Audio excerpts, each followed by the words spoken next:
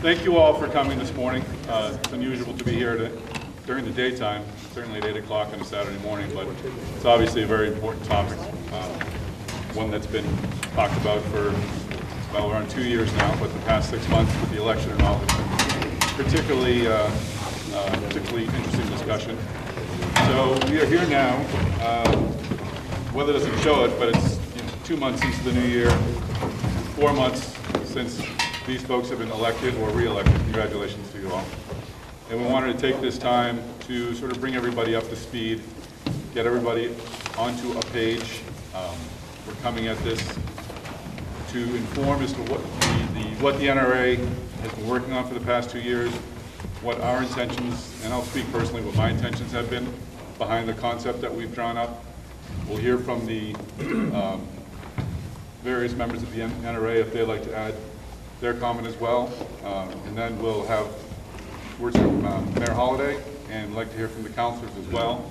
I think the objectives, my objective would be to leave here with at least a common understanding of where we all are and what we'd like to see, and if possible, how can we get there? But we only really have 2 hours, so I don't want to be too ambitious. If we can leave here with just some common understanding and, I don't know, a sense of unity behind some idea, I think that would be a great achievement, and hopefully these discussions could go forward from there. So I do have a PowerPoint presentation. It's not a Don Powers special. I won't be talking about intersex for an hour, although he's a great speaker. But I will just use that time to bring folks up to date on what we've been doing and what the concept looks like and the rationale behind it. But before then, it might make a good opportunity this would be a good opportunity for everyone to introduce themselves, starting with Mayor Holliday, and then perhaps we can start over there with Councilor Crum. Donna Holliday, Mayor. Peter Lombardi, Director of Policy Administration. Jordy Vining, Planning Office. Barry Connell, Councilor at Large. Councilor at Large, Ari Herzog. Ed Cameron, Councilor at Large. Allison Harkris, Ward 1 Councilor. Bruce Vogel, Councilor at Large. Megan Kinsey, Councilor at Large. Jared Hagerman, Ward 2. Barry Trento, Ward 5. Bob Cronin, Ward 3. Patty Dorfman, Redevelopment Authority member since 2007. James Shanley, Redevelopment Authority member for 6 years now. Carol Powers, Legal Counsel since 1990. John Morris, I live at 209 Water Street, member of the NRA. Tom Salami, I should have done this before, Chairman of the NRA. Charlie Tonta, Ward 4, Councilor.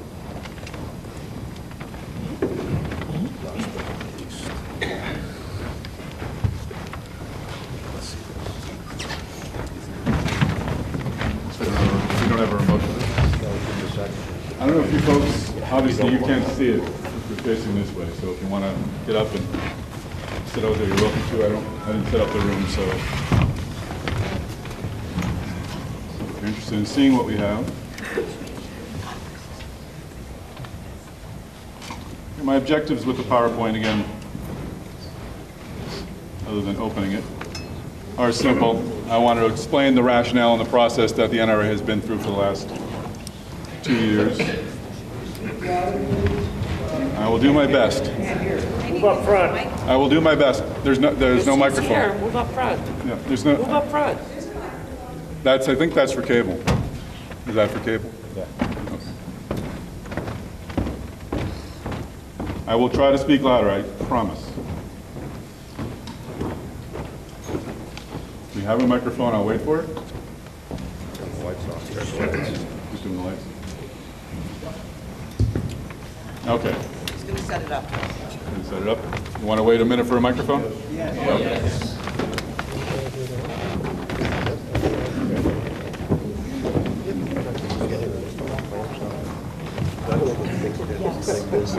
Big power, yeah, exactly, yeah.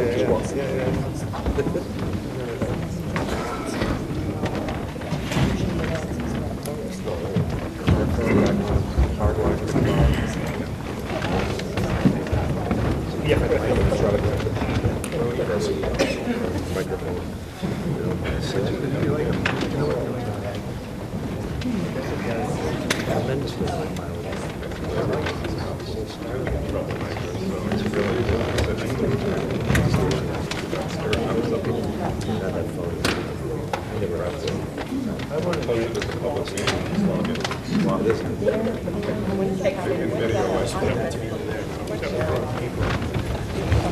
we not allowed to, we're allowed to non-public, right? Or we got a workshop? Yeah, the workshop. Is that what Paul, before the interview? Well, I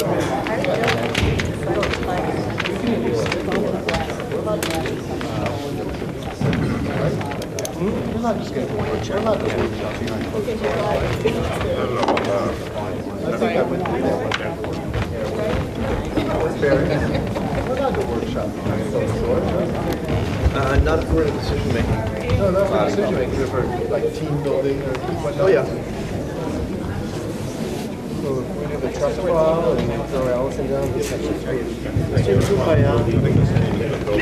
That would be great. That would be team building. Right. This must be better. Okay. Thank you for your patience. So, again, I wanted to get out of the way of the projector.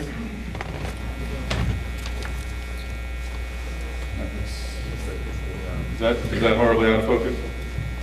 Yeah, it is. There we go. Focus on the letters.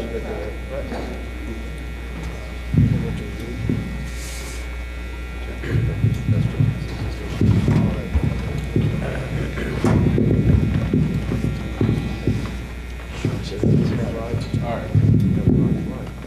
Okay. So the objectives, again, would be to explain what we've been up to, our rationale in the process that's been, we've been undertaking for 2 years, an update on where we've been, which is really no different than we were back in the fall, other than we've agreed to have these meetings with the city and to talk about finding common ground and common understanding. And then just to discuss the financials behind the project. And then the final objective would be the discussion amongst the principals at the table, just to, again, hear from the elected officials and understand where they're coming from and hope that they understand where we are coming from. So this was the Union Studios concept that had been drawn up. This was the second version that was introduced in June. And just going to click through it just for visual purposes. It has this zooming effect. I don't know why, but the next two slides will do it. But as you can see, it was three buildings, a total of 24,000 square feet for the three buildings' footprints. And it would have a mix of condominiums, restaurants, and retail.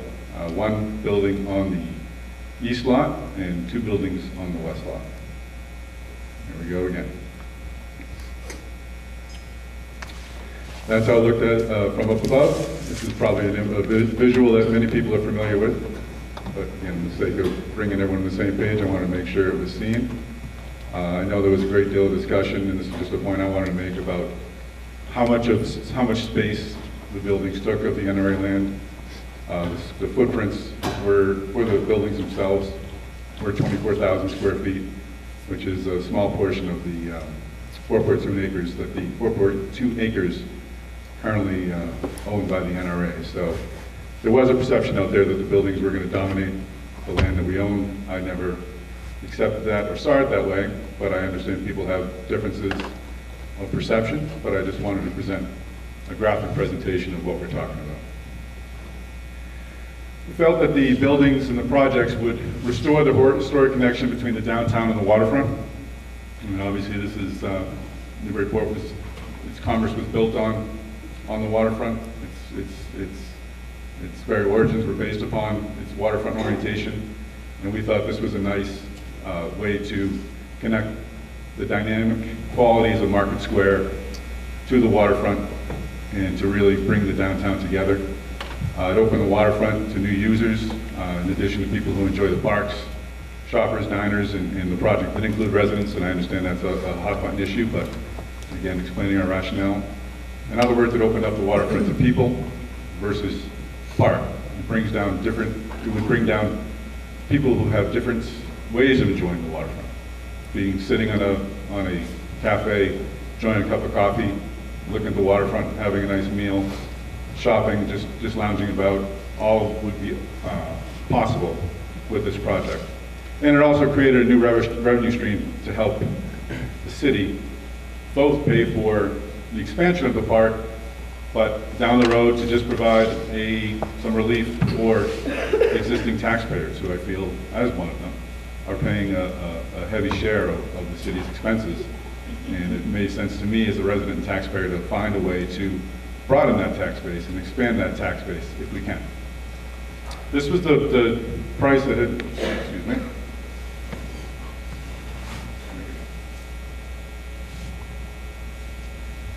We had a few reports done, the most recent by a group called Alana.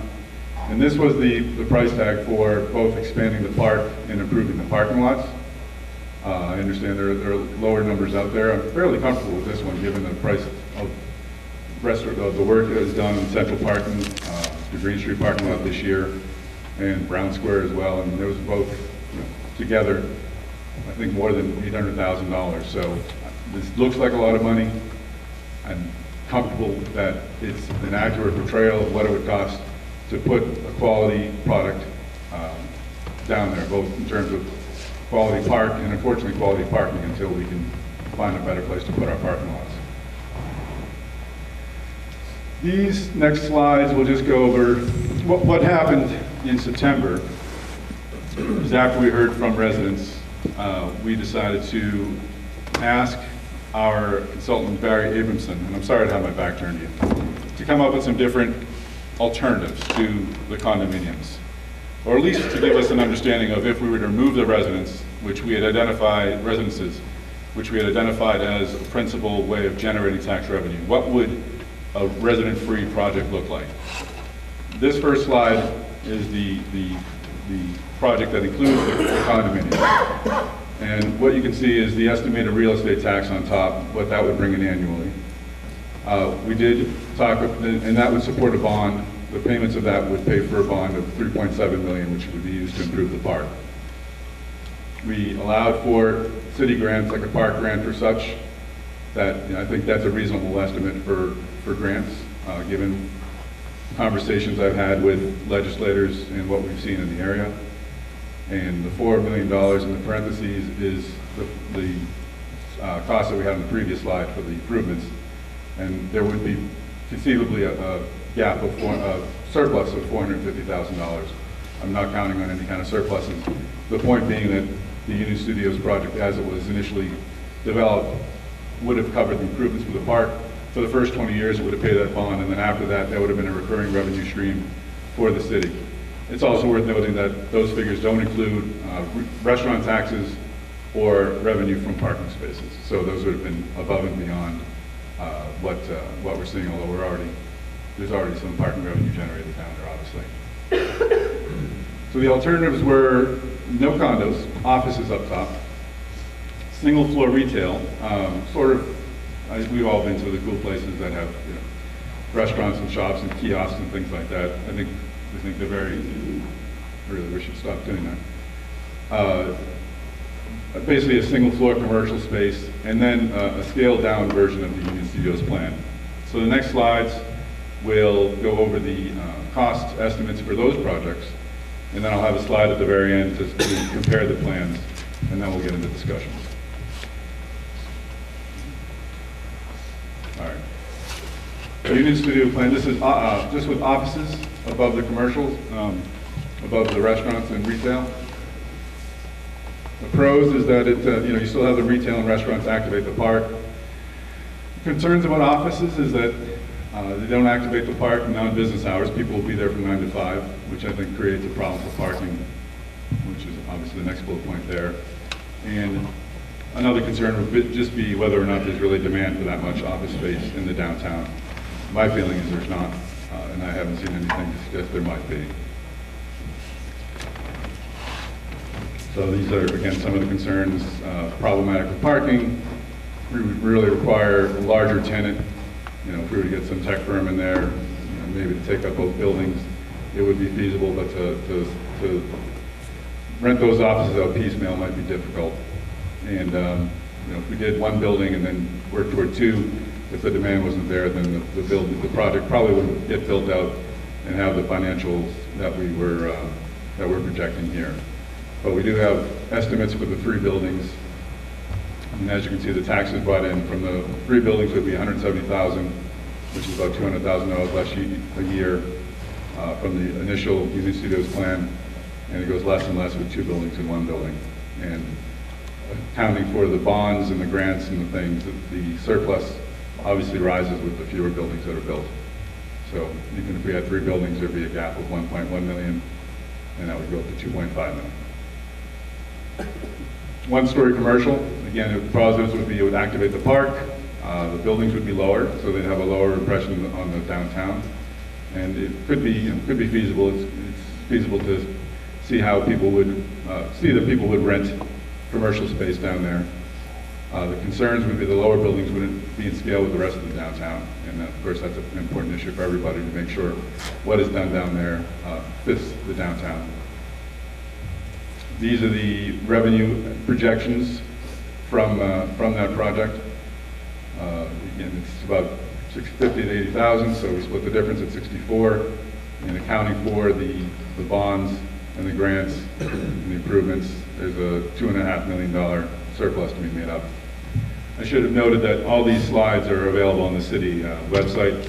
Our consultant Barry Evanson made a presentation in September, and that PowerPoint should be up there for anyone who wants to look at these numbers. They've been up there since September. And this was a modified Union Studio plan. It's a retail, basically the buildings on the west lot rather, would be the same. And the east lot building would be slimmed down to just have retail and restaurant.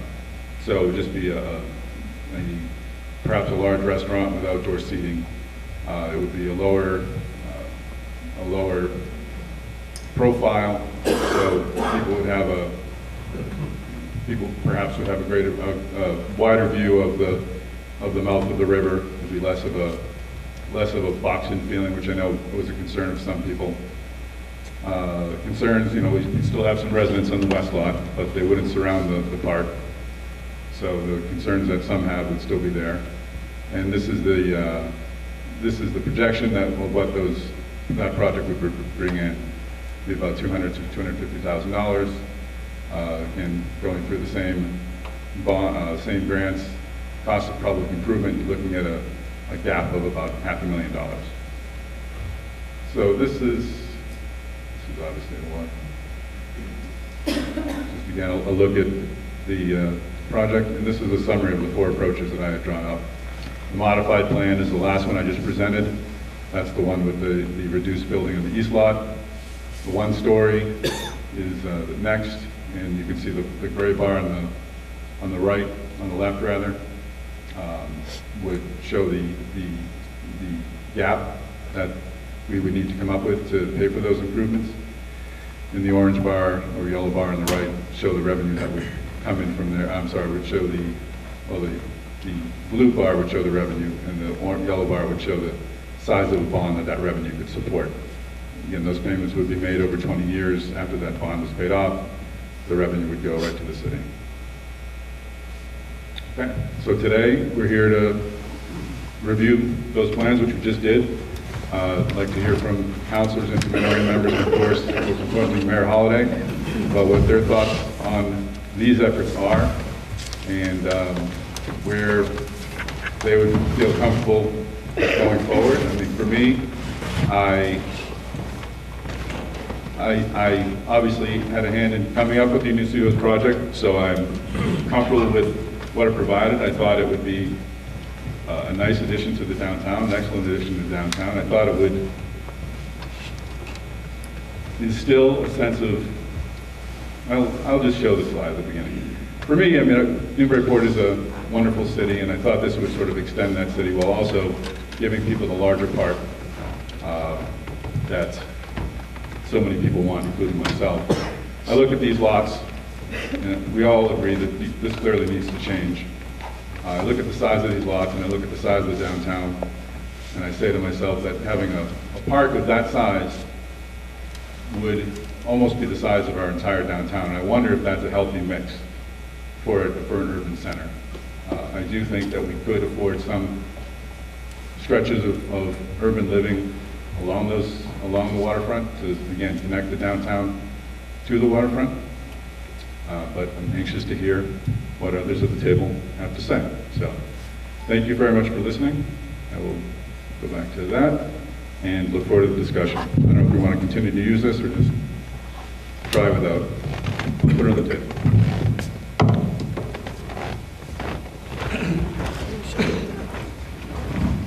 Tom, can you shut that down? Shut it down.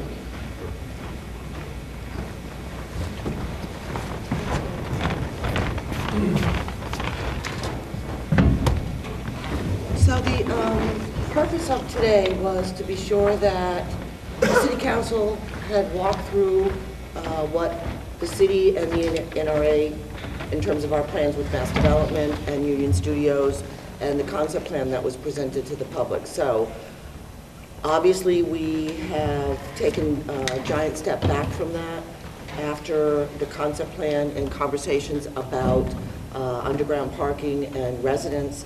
So that, at least in my mind, is totally off the table, and we need to figure out where we go from here.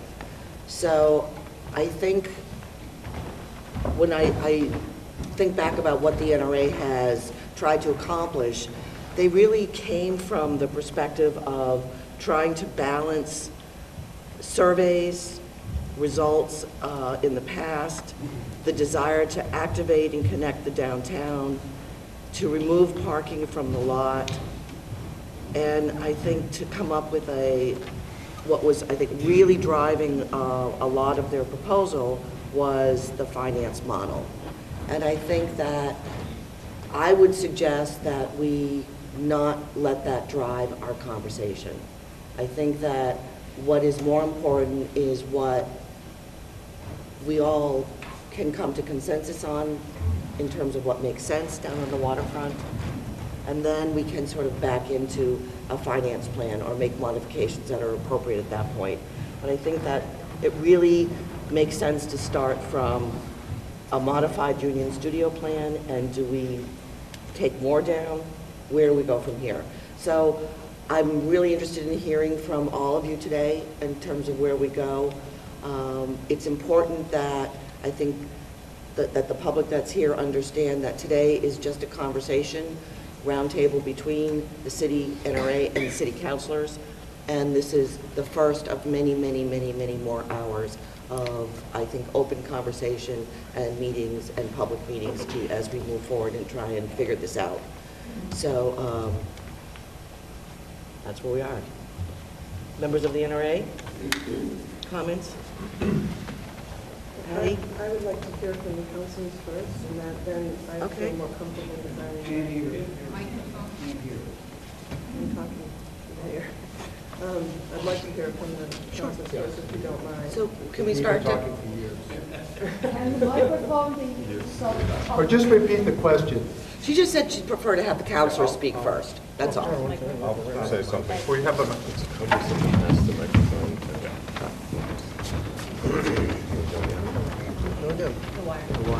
Here we go again.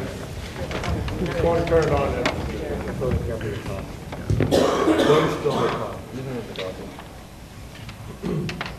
Hello, can anybody hear me?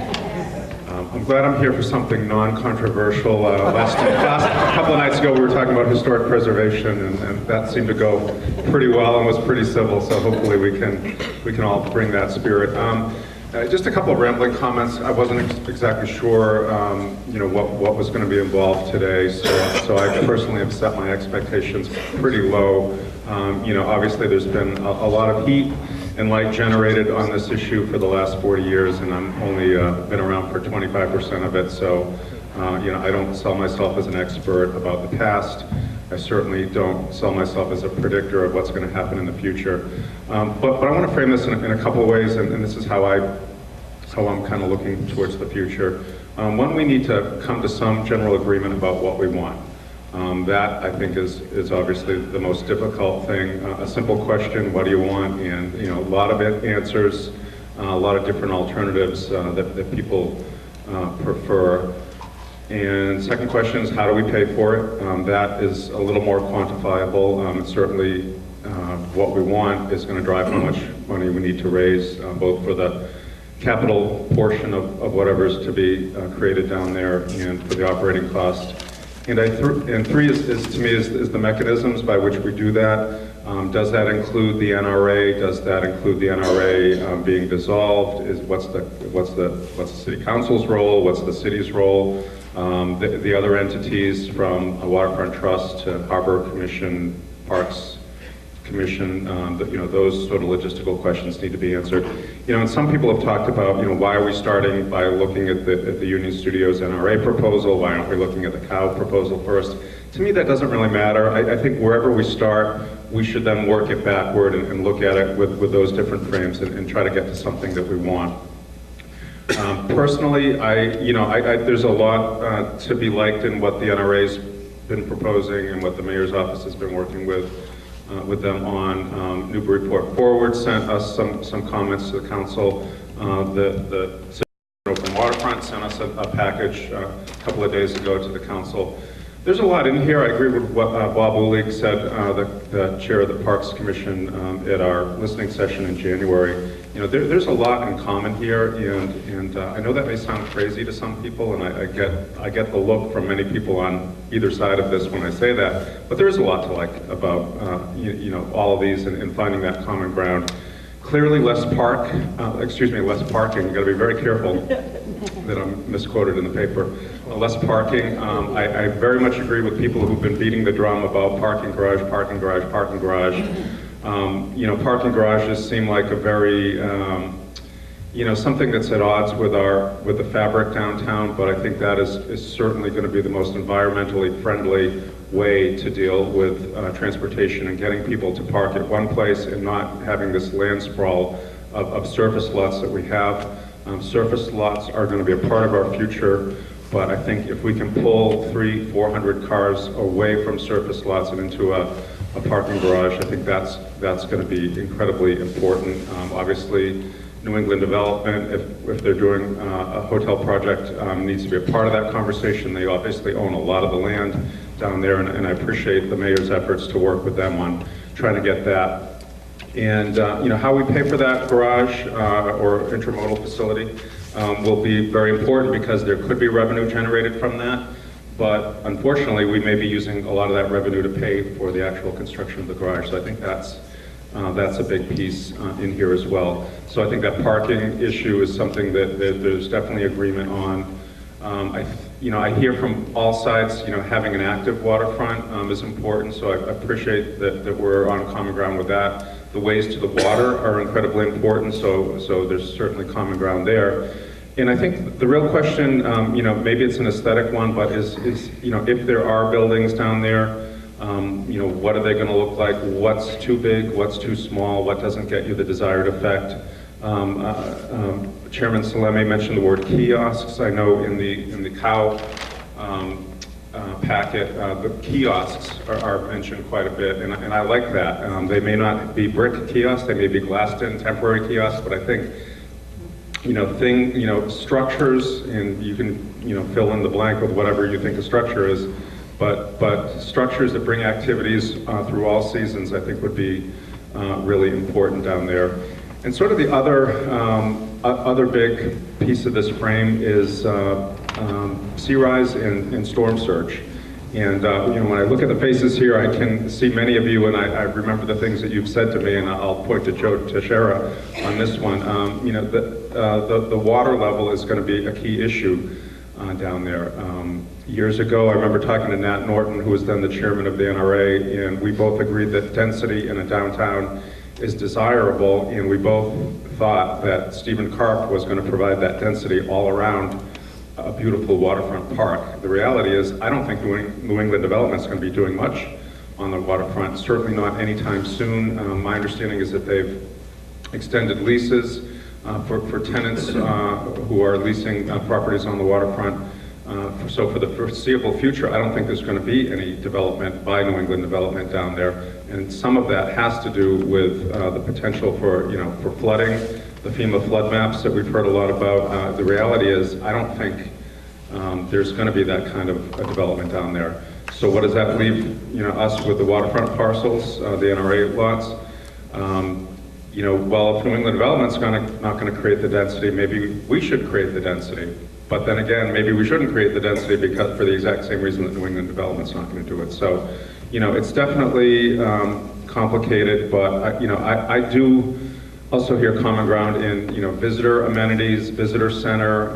Many people have mentioned trying to assist the Custom House Maritime Museum. I think that would be a strong selling point for me, and I think for a lot of people. So, I look forward to hearing what the other councilors have to say, as well as the mayor and the NRA folks, but those are just some of my thoughts about how I'm thinking about this. You have to get your line. Thanks, Ed.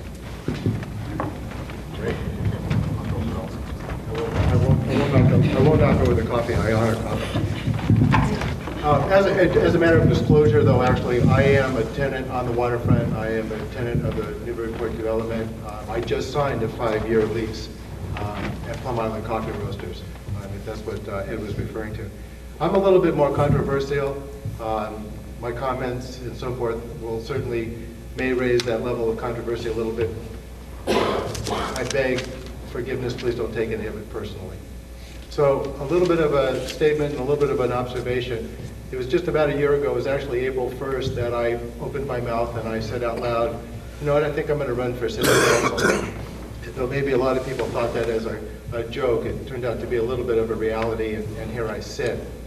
From that day, this topic has been presented to me openly and affirmatively, and I feel like a little bit like Groundhog Day, because when I moved to Newburyport over 21 years ago, I remember hearing about the parking garage and about the water. And it blows my mind that we're still here talking about it. A couple of observations over that course of this last year of running for city council. All I have heard, I take that back, mostly of what I heard is, what are they, nuts? Don't they know we don't want any development or any commercial development on the waterfront? Haven't the surveys all shown that? Do we really need any more commercial development on the waterfront? And my sentiment as a business owner and as a colleague of many business owners in town, we are already a destination city. We do our best to handle that influx of traffic that comes in here. We are a destination city. We have many, many restaurants. We have wonderful places to visit. We can buy more candles than we'd like the city of New York. It's my belief, and it's the belief of others, and has been expressed, that more commercial development is not necessarily going to bring any more visitors to our community. What it will do is that if we do have more commercial development, particularly of the size and scale that was initially presented, is that it will dilute whatever comes into town. We can only manage so much. And while it does appeal to me to sit on the waterfront and have a cup of coffee, I think, wow, I can already do that. Where? Yeah. Again, as a matter of disclosure, a little bit of self-serving. You're just mad because we're drinking Starbucks. Amen. I about tackled the mayor when I walked in. I said, why didn't you buy it now? And again, back to this disclosure piece, it is my intent to fully disclose out to the public and out through the city clerk's office my involvement on the waterfront. I need to make that perfectly clear that my decisions and my thoughts about all of this process are for the community of the whole. Indeed, it will affect me, but I will sign an affidavit saying that my decisions are for the community of the whole. So that's out of the way. So a question to you folks, really, how is it that you've gotten from the point of 3 surveys where the majority of those individuals and the majority of the community seems to indicate that they don't want any commercial development on the waterfront? I'm looking forward to your response, James and Patty. Have you spent any time at all, researching alternative financing? This package of information received from the citizens of the open waterfront, I got it on Friday. I have not read every word. I think I got it on Thursday. I haven't read every word. I tried. Full of information, tons of apparent grants, money. Have they been dismissed out of the hand? How much time has actually been spent researching an alternative to funding? And if that time has been spent, has it been noted? Can we take a look at it? What were your results of it? And so on and so forth. Those are the questions that I have in mind. Essentially, how is it that we've gone from surveys that indicate we want an open waterfront to this overly, in my opinion, elaborate plan? And my second question is, what other means of funding have you really looked at? Thank you.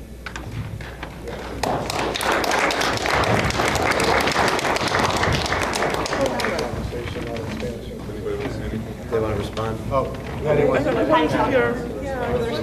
we could. Because what I was going to talk about addresses what Bruce is asking specifically. Do your best Maury Povich there, Ed. Talk show host is really my ultimate goal. Yeah. Good training. Okay, so Bruce, is it on? Can you hear me? okay. Hi. I'd love to address those very issues that you're talking about. I joined the Redevelopment Authority in 2007. At that point in time, we were working on the Cecil plan, which was a park-only plan. We spent countless, hundreds of hours researching funding sources in meetings with the City Hall. This goes to show with the re-election cycle and the institutional memory, we lose a lot of this information, and there's a lot of urban legend that gets passed on and on and on. We spent hundreds of hours in meetings with Michael Costello and Steve Bedore and John Tierney, City Hall, the planning department. We were thwarted everywhere we turned. The only money we were able to uncover was mass development funds to clean up what we needed to finish with the DEP down on the waterfront. There was simply nothing available. So we floundered with the Cecil plan. And we thought, well, what do we do? And like many organizations, when you kind of lose sight of your mission and what's your purpose, we went back to the statute that empowered the Redevelopment Authority in the first place to try to find what is our mission, what are we supposed to be doing? And that very statute is what we read as our mission statement at the beginning of every one of our meetings. We don't read that to annoy the cows. We read that because it focuses us on what a redevelopment authority is supposed to do.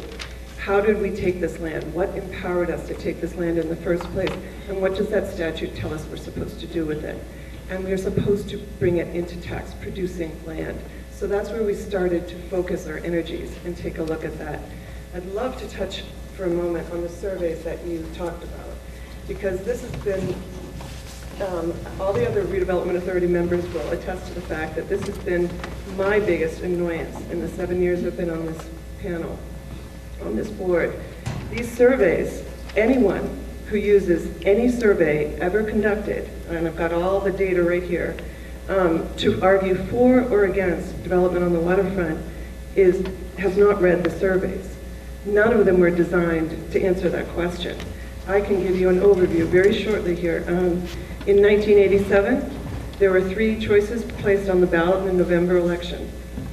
At the time, the NRA was considering a proposal to build a hotel on the east lot, and the responses were as follows. This was the most screwed up survey I've ever seen. If you've taken Statistics 101, you would know not to design a survey like this. The responses for no development, 64% responses came in yes to no development. 22% came in as no to no development. So I take that as a yes to development. Mixed use, 20% said yes, 63% no. Hotel only, 37% said yes, 49% said no. So, in order to say yes to development, you had to respond no to no development. You could still argue that 22% of the people did come out in favor of development. Couple that with 20% who said yes to mixed use and 37% who said yes to a hotel. Does that mean that 77% of the responses were okay with some form of development? That's the survey that everybody's talking about. Let's go to the next survey. In 2000, the city clerk mailed the NRA questionnaire out with the annual census. 4,000 households returned the completed surveys. The results were as follows, and this was a parkland, or development only. Development only, 7.4%. Parkland only, 49%. Combination of park and commercial, 37%. And other, 5.4%. Survey demonstrated that the acceptance of the concept development was pretty widespread. And the survey also failed to address any costs. There were no questions on the survey whatsoever about who or what would pay for this. Then, a third survey in 2006 was sent out by the Redevelopment Authority under the chairmanship of Janet Marcus. That questionnaire had no development option on it at all. It was expanded park with limited parking, park and parking lots, or entirely parking lots. So there was no way to respond yes or no for development, and that was the most recent one. It wasn't even on the survey. So these are the surveys that have been bandied about, have become the subject of urban, it's merely urban legend. Not one of these surveys has spoken to the concept of acceptance of development on the waterfront at all. What I conclude is that, I think there's been so much water under the table, water under the bridge, that I really feel that, there is a lot of common ground, but the methods for funding that are not, the redevelopment authority is not necessarily the tool to make that happen. I don't think it's an effective tool. If we're empowered by statute to turn this property into revenue-producing property.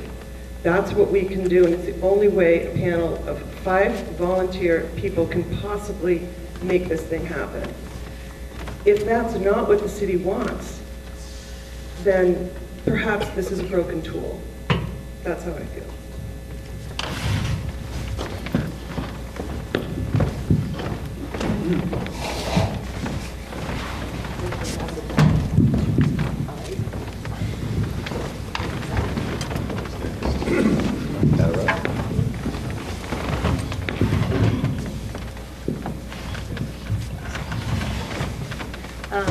So not to counter necessarily what my friend and colleague here said, Bruce, but when I was doing my roundabouts in regards to the campaign, before the campaign, and now, I don't hear park only. I'm just telling you what I hear. But I also think that, to be fair, you are listening, people who are coming to you are people who they see a little bit of themselves in you.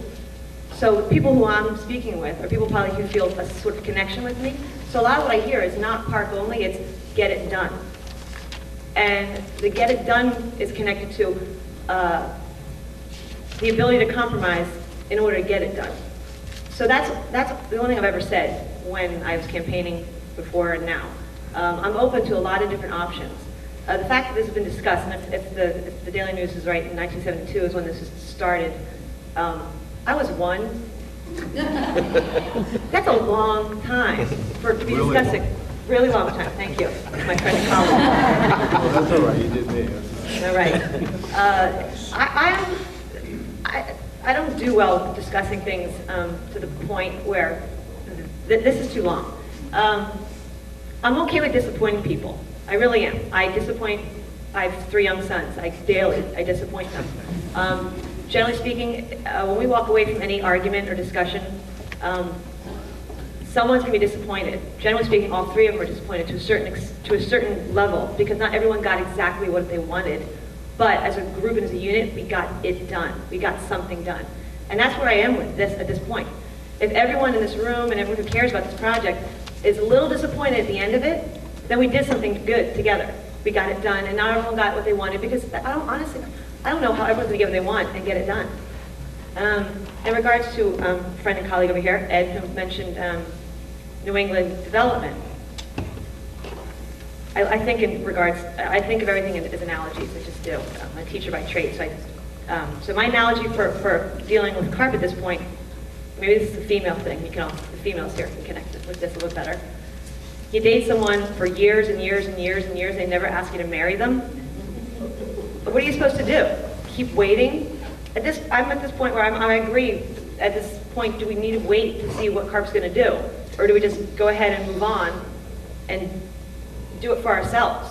So I'm not in favor of waiting to see what New England Development and carp is going to do. I think I have too much self-respect, too much respect for our city. I think we need to make a move on our own.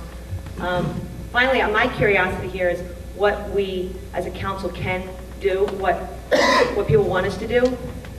I'm not really sure, but I'm happy to get it done in whatever regard we can. It's just a matter of enabling us to. Anyone?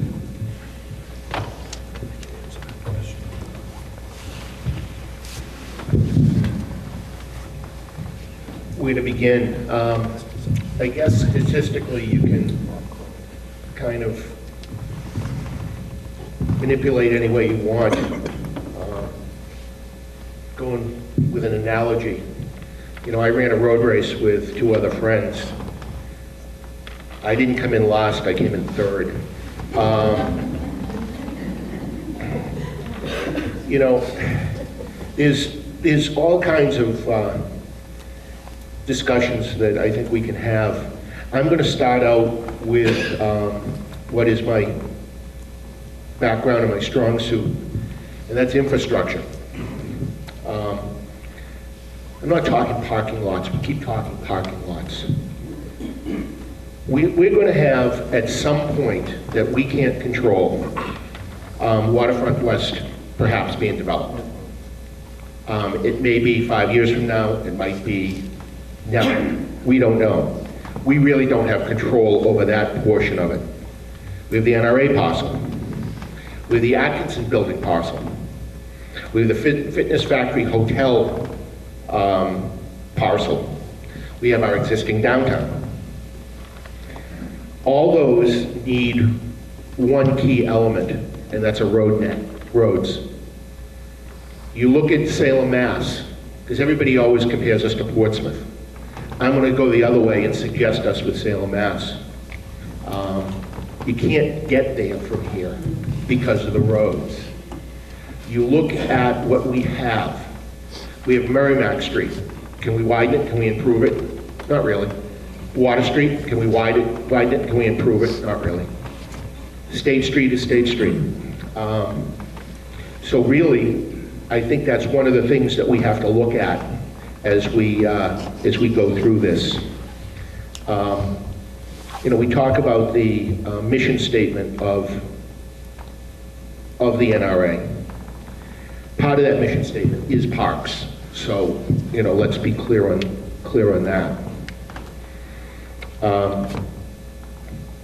I've walked around and knocked on numerous doors, and I've listened to residents, and maybe perhaps it's, as Councilor Kinsey said, people gravitate to somebody that'll listen, but I'm going to say it's 8-9 to 1 of people in Ward 3 that say no build on the NRA parcel.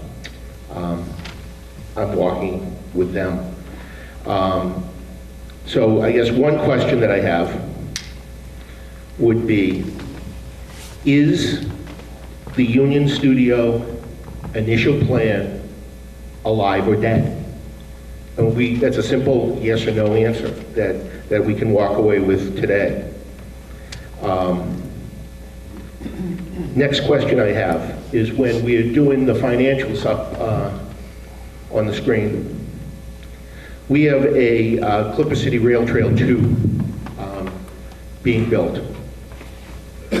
Is that included in the financials of that plan? Because that's being built independently of the NRA.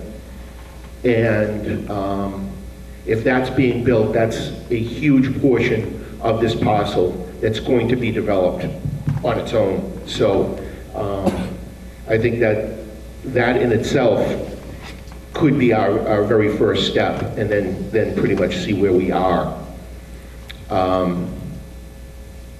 The other question that keeps circling about is HUD money for closing out the NRA. Nobody has really addressed that issue definitively.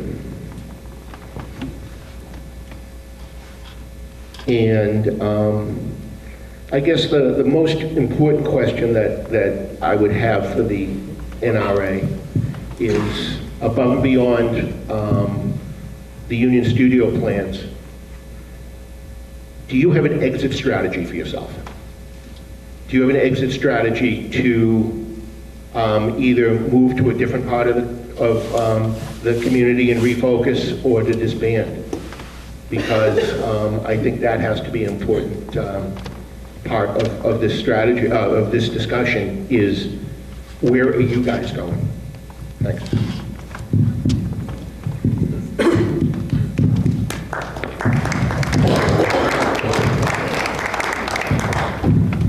Hi, good morning. I just want to go on record that I got Starbucks because there was a parking spot out front.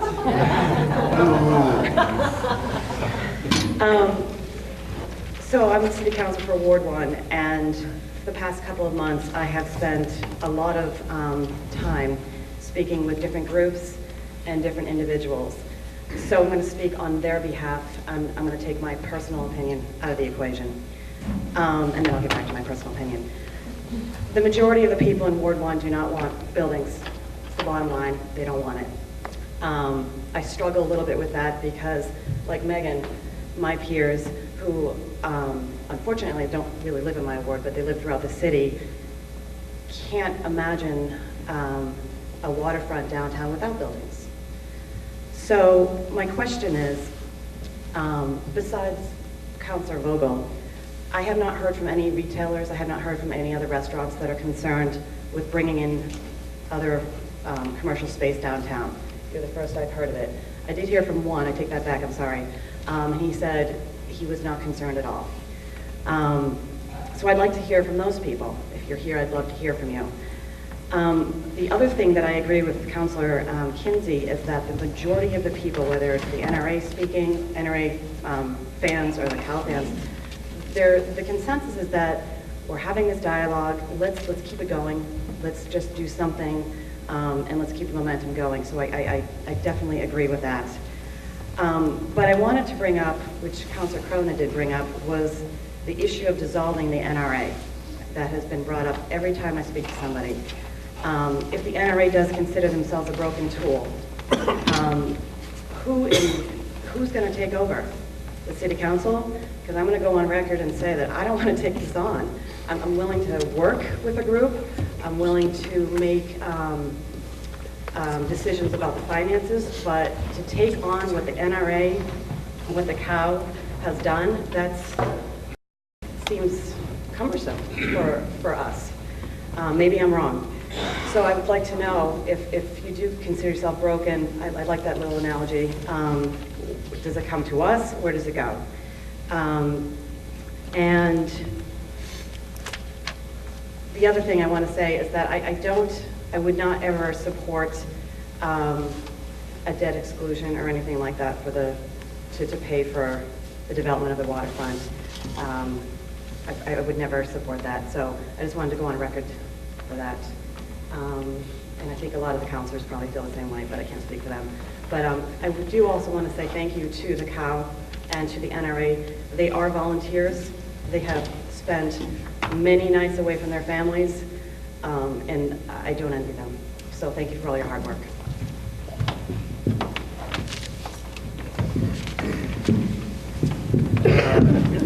As said before, where to start? Maybe I should stand. As most folks know here, I knocked on an awful lot of doors, hundreds and hundreds of doors through Ward 5 during the campaign. The number one subject was the waterfront, and the number one question was, are you for an open waterfront? I am. It's what I ran my campaign on. I may have run into maybe 10 or less people that were for building on the waterfront. So that was the feeling that I got from Ward 5. Where I come from personally, I actually come from Salem. Born and bred. My mom and dad, my sister, they still live there. On the 4th of July, my mom tells me to come down to Salem because we're going to set up chairs on Derby Wharf, and we're going to watch the fireworks go off over the Friendship, which is wonderful. But then you look around yourself, and you look around and you say, well, wait a minute. The only piece of open land on the waterfront in Salem is where we are, and who owns it? The federal government. The city of Salem doesn't have any open waterfront area that I know of that people could congregate or watch fireworks or get together for a concert or whatever the case may be. You know where I'm going with it.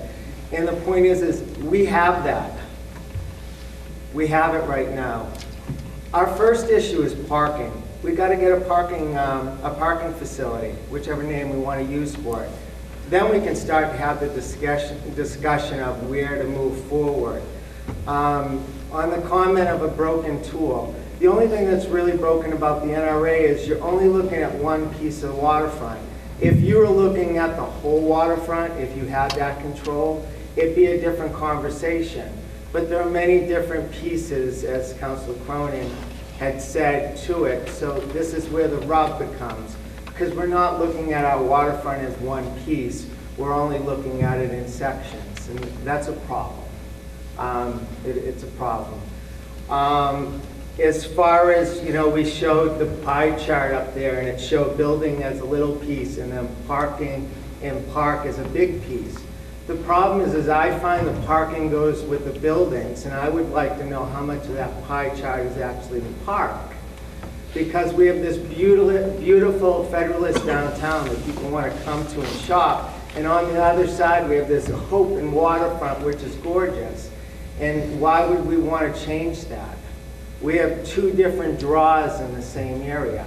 You could come and have a picnic on an open waterfront, watch the boats go by, or you could pick up and go to a restaurant. So I'd like to know, if we put the parking with the buildings, how much park is left?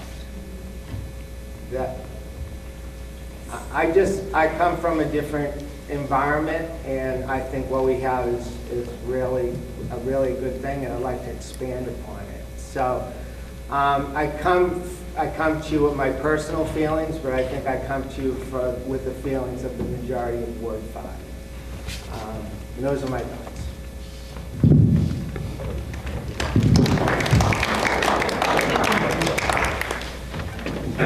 I'd stand up if my handwriting's so poor I wouldn't be able to read my own notes.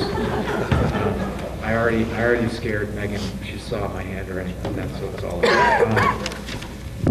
First, my disclosures. I'm new on the Firehouse Theater board. So when the Firehouse Theater is negotiating its lease, possibly with the city council, I would recuse myself from that. I could not be involved. Then next disclosure is in my campaign over the summer. I was not opposed categorically to buildings on the waterfront. I didn't even oppose categorically residential. I thought rental residential could, in theory, be compatible with a park. I did not think a condo would be. I still don't, and that's, as the mayor said, that's a dead letter anyway. I also didn't think underground parking was a good idea. From my experience, it's very expensive. So if you have a plan that requires underground parking, what you're doing is you're setting yourself up to need that much more revenue to pay for the parking, so it becomes a bit circular. Okay, so those are the disclosures. Then I think Ed, who went first, has the right. He has the right frame of mind, I think, which is what do we want and how do we pay for it. I mean, that's fundamentally why we're all talking to each other. So first, I'll share my current thoughts, and then I'll give you my questions, and then for the NRA to hear, and then I have some suggestions because I don't want to just throw out hand grenades and not give some possible solutions. I know that irritates me when people do that to me. So first, my current thoughts. I mean, there are plans in place. I was not here for the surveys, and I really don't want to get into an argument over their validity and so on. They're non-binding anyway. But we do have a 2001 master plan and a 2003 strategic plan, which kind of guides our thinking, and there's track record there. The history of how we got here, which was memorialized in the packet we got from Cal yesterday, is important. Everyone should read that. We were joking. Every high school kid should read it. First, parking on the waterfront, I think there's consensus, is essentially bad. It's not an efficient or proper use of our most valuable land. Yes, it's nice that people can drive and get right to the waterfront, but the lesson all around the world is you really don't want to be putting cars on your valuable waterfront. Next, I think there's consensus that more park, more green space is good. So there we go. We have the bad and the good. There's consensus there. And Ed mentioned Bob Ulick had said the same thing, and many people did when we had our listening session. Next, the ways to the water. Those are sacrosanct. I mean, they're sacrosanct because it's settled law. So, that access is not going away. There was a time where the city council wanted to abandon those ways, and, you know, we're 35 years gone from that, so they are sacrosanct. Next is the primacy of the water, the boats. I think there's consensus on that. So everything we do has to make sure that we're facilitating boats. And when I say boats, we don't really have a fishing fleet. There are a couple boats. We have a very successful pleasure, harbor. And for example, the harbor master is working on a new building, and we have to take that into account. That is good for the city. Next, there has to be design review. A lot of, in my line of work, design is very, very important. I mean, you can talk all you want about square footage and so on, but if the building's not attractive, it's bad for the owner of the building, it's bad for their tenants, and it's bad for everybody else. So, that obviously has to be dealt with. One more thing about design, there is an option shown for one-story buildings. And again, this is just my current thought. If you're going to do buildings, I think I don't think a one-story building is a good idea. I agree, I think Tom Salemi alluded to it, it probably is not compatible with the rest of what we have downtown. It's not historically what we've had. And why does historically matter? Because we have a lot of what we have historically. It's still there. So if you're going to do buildings, I think you would be a mistake to do one-story buildings. Now my questions. Does a connection to downtown, which is alluded to in the 2003 strategic plan, so everybody agrees we want the waterfront to be connected and integrated with downtown, does that require buildings? Now, current city planning orthodoxy, which I ascribe to, says yes, that's how you do it. You knit together areas by having buildings, and that's what we're talking about with active use. So the bodies have somewhere to go. Oh, I'm sorry. But many Newburyporters say no.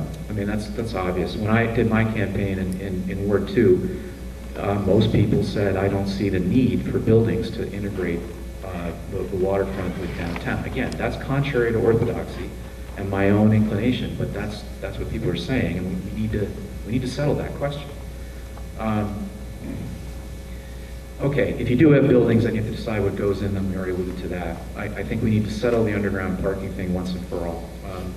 I think we need to settle residential once and for all. We all know condos are a non-starter, but does that mean no residential? Let's narrow issues down. If we don't want to do residential, let's get that off the table and move on. Then there's what do you do with the NRA? And several of my colleagues brought that up. Do you need the NRA here to do this, as Councilor Hartquist suggested, or is there another way to deal with this land at the city? Also, do you need the NRA elsewhere? Open question. Are they ever going to do another urban renewal plan? Maybe the Route 1 traffic circle, or I don't know. If it's not necessary, let's address that. Councilor Kinsey mentioned NED. That is absolutely relevant, and they haven't really gone forward, and they have constraints on their property. Why do we care? Because, as Councilor Junta said, it's all of a piece. I mean, the NRA only looks at their one set of land, their 4.2 acres, but the city has to look at the whole shooting match, everything. And so we have to think of absorption rate too. That's the issue that I think Councilor Vogel was raising, which is, well, how many more straight up retailers can you have? A difference would be, and this is where I think Councilor Vogel would agree, a hotel actually would grow the pie. So, and that on the upland parcel at Titcomb, that's sort of a different thing. So when we say more commercial development, it depends what it is. If we had a hotel, I think many merchants in town would agree that would help their business. We just don't have enough rooms right now. All right, finally, my suggestions. We need to bring this to a head. I mean, to a fault, I like bringing things to a head, I know that. Next, we need to settle the land ownership. I think that needs to be done quickly. If the NRA is a broken tool, but I'm not saying they are, they need to transfer ownership quick. Again, we gotta answer the question, do we want buildings or not? That's sort of a binary, yes or no. And if we don't, then, that's when we can get nitty-gritty down in the financials. If everyone says, look, all we want is a park, okay, let's stop arguing over grants and so on. Let's actually try to finance this see if we can get any grants. But don't forget the ongoing maintenance costs too.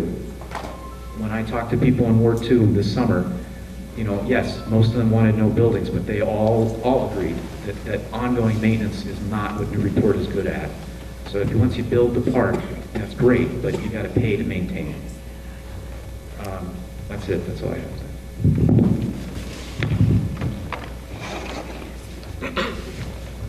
Thank you, Councilor Argument, and thanks everyone for coming here. You know, I want to thank Councilor Argument for mentioning the Waterfront Strategic Plan of 2003, because that's what I want to specifically talk about.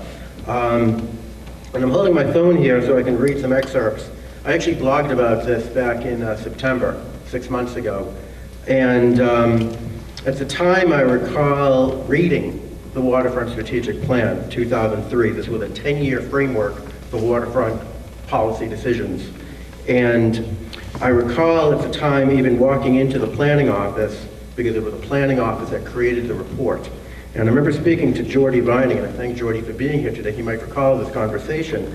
And I asked Jordy, I pointed to a map on page 4 of the Waterfront Strategic Plan.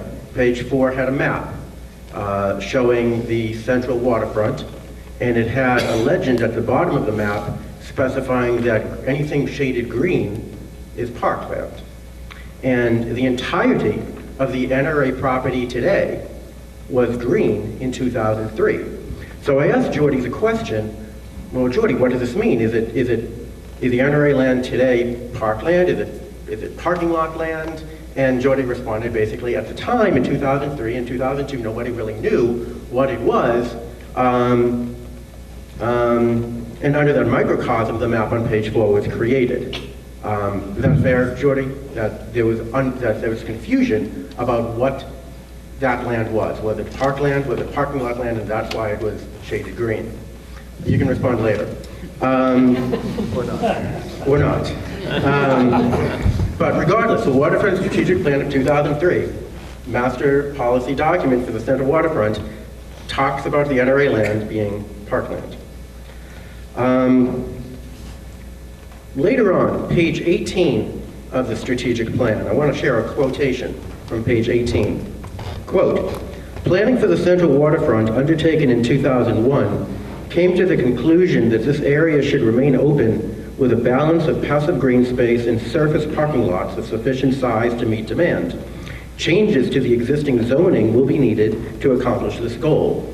Forming a developed and active edge among either side of the park will help support the extensive open space that is recommended. I want to repeat part of that. Forming a developed and active edge along either side of the park. Over the past year, maybe 2 years, I've heard several NRA members at public meetings talk about developing the edge, developing along the edge. And every time I've heard the NRA speak about that, it's always been delineated as a land where the NRA land meets the waterfront trust land. I've never heard the edge being defined as Waterside West or Waterside East. And I'm curious why not. I get it, you own the NRA land, you own your own land, you can't talk about building outside of it. But again, according to this 2003 document, according to my interpretation anyway, the developed and active edge is along the boundary of the Central Waterfront, not within the Central Waterfront. And that's where I'm coming from. And, you know, the other thing I guess I'd like to add, going back to January 29th, when we had our little listening session in this room, is, you know, there was something that Pam Armstrong mentioned. She asked a question. She said, what does open mean? And it captivated me, because, I mean, I campaigned, and I still believe that the waterfront should be open, but what does it mean? Are we all using the same definition? So perhaps one thing that the council and the NRA can work on are definitions, agreeing on definitions. You know, who owns the land? Do the NRA own it, or do the people own it? That's another question. I don't know the answer to that. And that's all I have to say for now. Thanks.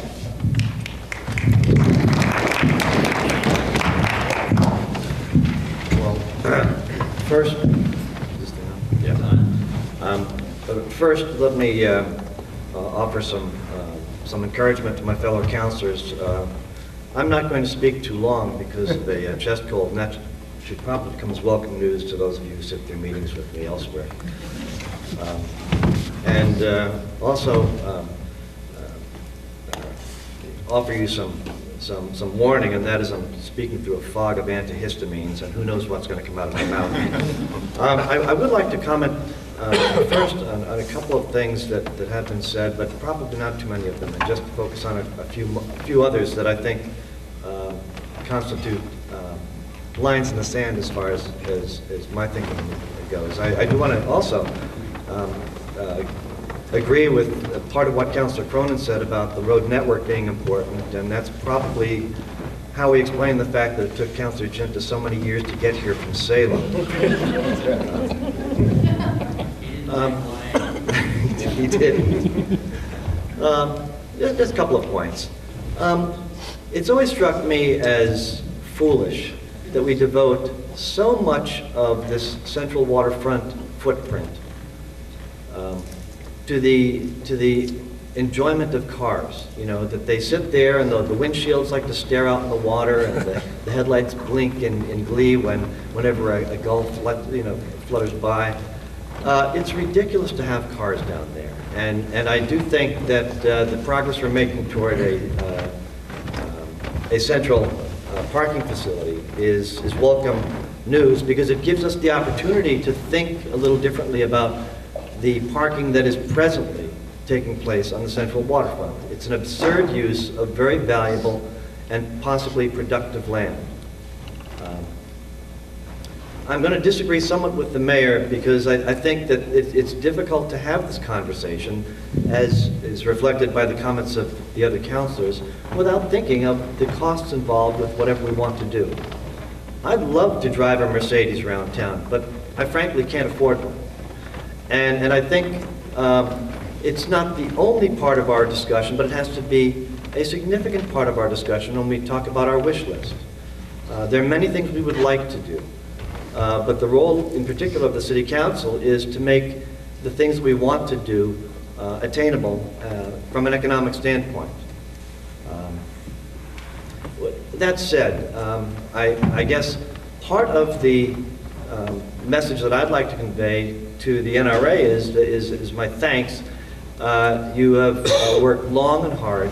You've developed an awful lot of useful information to chew on, some of which people may agree with, some of which people may disagree with in terms of where it guides your decision making. But I think at least we have a rational basis with their analysis to make some decisions that reflect our collective judgment about where we should go. Many of the other councilors who have previously spoken talked about their experience knocking on doors. We all do that in the fall every 2 years for running for election. Let me comment on the things that I have said, in particular in response to things that have been said publicly about what we heard when we knocked on doors. I've heard it said, and there was a very amusing letter in the newspaper recently that said, this is what the councilors heard when they knocked on doors. And I had to ask myself, who was looking over my shoulder when I knocked on those 800 doors this fall? Nobody. So I don't know how you could come to such an absurd conclusion without having any evidence. Here's what I heard. And whatever we hear has to be tempered by our own judgment and analysis of what the situation is. The primary issue that was on people's voters this fall, and you know, the 800 or so conversations I had, about 300 people volunteered something at the end of our conversation that was on their minds, and it was kind of like an extended focus group. The primary thing that was on their mind was schools. It was. And I think we're all proud of the fact that we're building new schools. We're proud of the fact that we have rebuilt our sewer plant and our water system. But the reason I mention those is that they all come with a price tag. And the cost of living in Newburyport, we're 17th in Essex County. I think there are 35 communities. Do I have that right, Mayor? In Essex County. We're right about in the middle in terms of our our tax bills. And I think that's not a bad place to be. At least we're not the highest taxed, nor are we the lowest taxed community. But people are concerned about the recent escalation in our taxes related to those projects, which we all, or at least the vast majority of us, voted to support. This is essentially a self-inflicted wound by the voters. But with that in mind, we've had these conversations in the past fall. And of all those people, with all those people that I spoke to, the next issue, or sometimes the third issue, was the central waterfront. And the conversation went something like this. I said, well, what do you think? I tried to be transparent about what do you think should happen? And I think Councilor Kinsey said it correctly. We want it done. What does done mean? We'd like an open waterfront. Terrific. I think that's a wonderful objective. I think everybody would agree that if we could keep it all parkland, or even extend the parkland into what is now parking, that would be a wonderful amenity for the community. But then you get to the next question as you peel the onion back. How do we pay for it? And almost to a person they said, not through taxes. I said, then how? And what they continuously asked for was other people's money. That's a great way to go. But we don't have the Prescott sisters, as Portsmouth did, giving them the land and an endowment in the 1950s, which has swelled to a fairly substantial sum of money to maintain and even to improve the Prescott Park up there. And that's a comparable that people often refer to. And I don't know if anyone here has bought a lottery ticket recently and would be so inclined to hand the money over to the city to resolve this issue. How do we pay for it?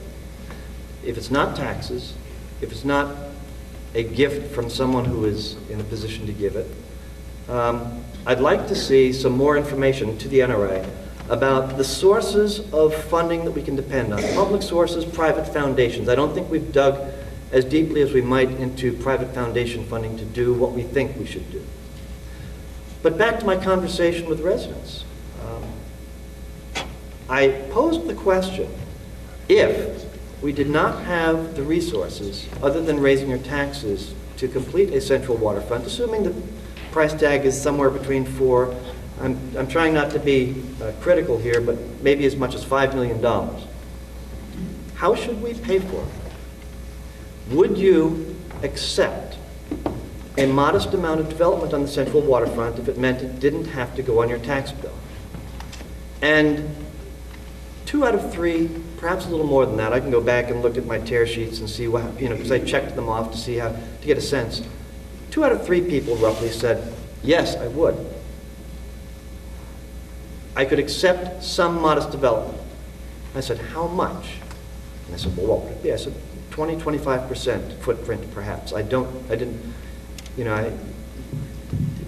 count Mr. Salemi's presentation, it looked like about 20%, Tom. 10%. It was 10%? About 50, we'll say 15 perhaps. I guess I wasn't as good at math as I thought I was. And that's what I heard, door to door to door, across the 6 wards. Now, all of that is tempered by an acknowledgement of what it might look like, some thoughts about the downtown during a construction project. We all know how disruptive it was for even those modest improvements we made to the Green Street parking lot. But I don't believe the community at large is as dead set against some development if that's the way we pay for what's going on now. Now, the other question, obviously, is that beneficial? Is that the way we want our downtown to be? And I'll come back to my own opinions. I'm not dead set against condominium development because it's my understanding that that is the most economically profitable part of a development if any development were to take place.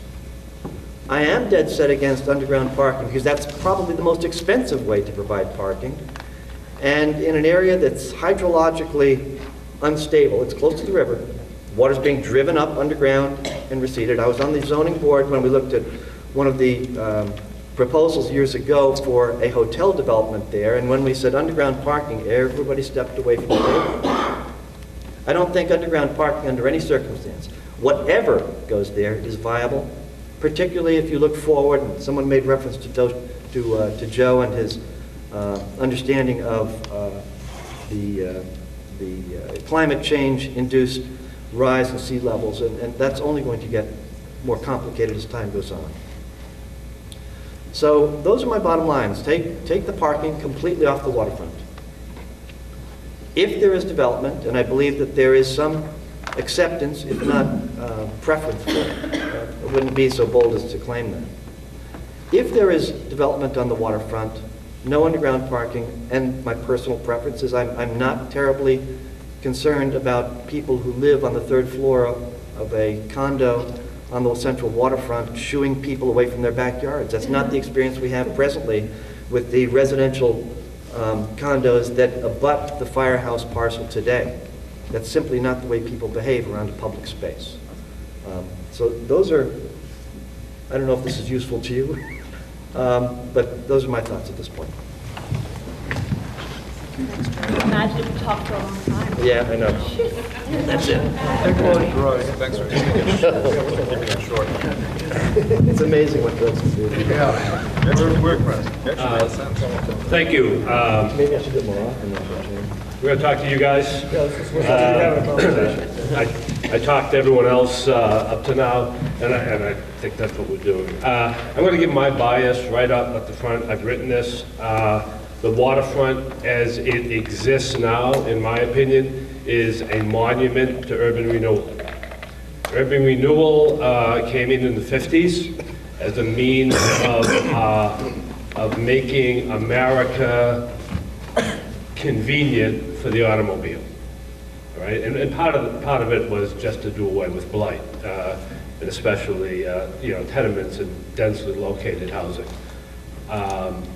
And so therefore, the federal government, made money available through HUD to tear down a lot of the early 20th, late 19th century structures, and with the federal highway funds, build highways so that everyone could get in an automobile and drive around. With our tax dollars, we have supported automobiles, but we learned something from that.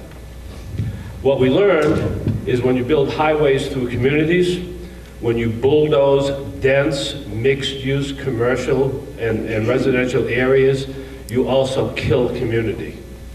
All right, so the work of Jane Jacobs in the 60s was the birth of the new urbanism movement. And interestingly enough, the new urbanism movement noted that it was the Atlantic seacoast cities, right, that were, I'm talking about 18th century, colonial, post-colonial cities, all right, that were very, very densely located around a focal point of a transshipment point, which is the wharf, where you had mixed uses, where people lived, where people worked, because it was just too difficult, all right, to live far away from the waterfront, right, because it took too long to get there. All right. So what you had is cities, and in those cities you had, including Boston, including the environment, the social environment that resulted in the American Revolution. You had people located in close proximity to each other, all right, forming a community, right? And urban renewal destroyed that. And the people in Newburyport stood up 30, 40 years ago and said no to urban renewal, all right, although we have this vestige of it. And the vestige of it is that we use some of our most precious real estate for automobiles, so I'm echoing what others have said, all right? So I'd love to get the automobiles out of that space. Of course, that doesn't speak to what I want in that space, right? Look, I'm talking to them again, I should be talking to you.